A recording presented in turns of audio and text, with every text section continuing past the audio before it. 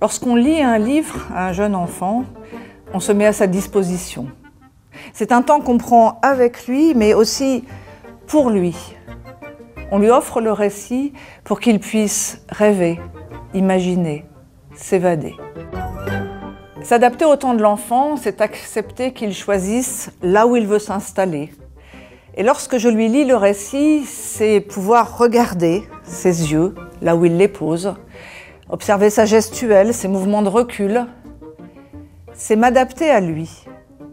Ce qui est un exercice assez subtil, parce qu'en même temps, il faut que je suive le rythme du récit et puis que je lâche prise pour accepter qu'il revienne en arrière, qu'il me fasse un commentaire, qu'il m'interrompe.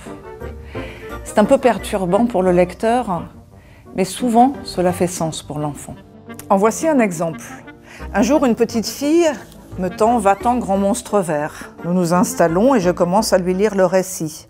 Mais d'emblée, elle saute des pages pour arriver au cœur du récit, au moment où on déconstruit le monstre qu'on vient de construire. Je pense que c'est une erreur de manipulation, mais lorsqu'on arrive à la fin du récit, elle me dit encore. Alors nous reprenons le récit, je recommence au début, mais de nouveau, elle va au cœur du récit, là où on déconstruit le monstre. Et je comprends que peut-être ce n'est pas une erreur. Peut-être simplement, elle a peur du début de l'histoire. Si je suis disponible pour l'enfant, j'accepte qu'il m'interrompe au milieu du récit, qu'il me pose une question sur une illustration ou qu'il me fasse un commentaire. Evelio Cabrero Parra, qui est psycholinguiste et vice-président de l'association Accès, dit à quel point il est important d'être là au moment où l'enfant dit, où l'enfant parle. Il faut être là pour pouvoir l'écouter à ce moment-là. Sinon, la parole s'envole et disparaît. Être disponible, c'est aussi offrir le récit sans modifier le texte, dans sa totalité. Car ainsi, l'enfant peut baigner dans le récit, s'en imprégner, même si on ne sait pas s'il comprend tout le récit. J'ai toujours été frappée que des enfants qui avaient à peine 3 ans pouvaient écouter le récit dans son intégralité de cet album de Nadja, qui s'appelle « Chien bleu ». Et pourtant, Dieu sait si le vocabulaire est soutenu. Une page particulièrement. Toute la nuit, ils luttèrent, essayant de se déchirer de leurs énormes crocs, monstres écumants de fureur.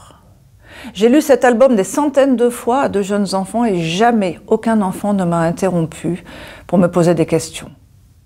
Être disponible, c'est aussi accepter de ne pas tout comprendre. Et ce n'est pas chose aisée pour les adultes. Un jour, une petite fille choisit cet album. « Où est Spot, mon petit chien ?» Elle s'assied à côté de moi et je commence à lui lire. Le récit raconte l'histoire d'une maman chien qui cherche son petit chiot. Alors on tourne les pages et chaque fois on soulève un volet, mais chaque fois c'est un autre animal. Et la maman dit « Mais où est-il le petit Spot ?» Et la petite fille qui est assise à côté de moi dit « Mais il est où l'ours ?» Et chaque fois elle répète « Il est où l'ours ?» Est-il dans l'armoire ? Il est où l'ours ? J'aurais pu lui expliquer la différence entre un chien et un ours. Et en fait, je l'ai laissé dire ce qu'elle voulait. À la fin, on trouve enfin le petit chiot. « Ah, le voilà mon petit Spot !» Et cette petite fille me dit « Il est là l'ours !»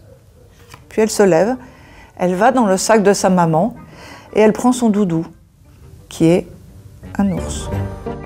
Être disponible, c'est enfin accepter le choix de l'enfant.